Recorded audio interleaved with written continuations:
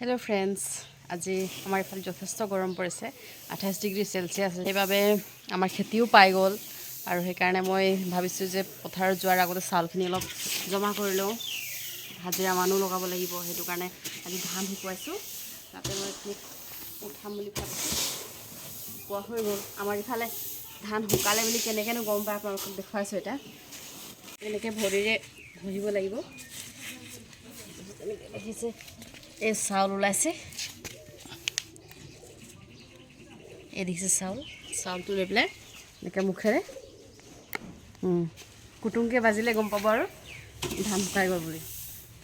এইখিনি খুন্দাব লাগিব আৰু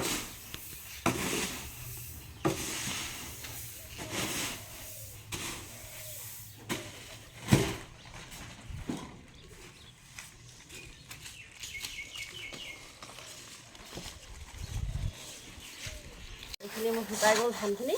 এতিয়া মই এইখিনি উঠাই বস্তাত পেকিং কৰি আমাৰ মিল আছে মিললৈ লৈ যাব খুন্দাবলৈ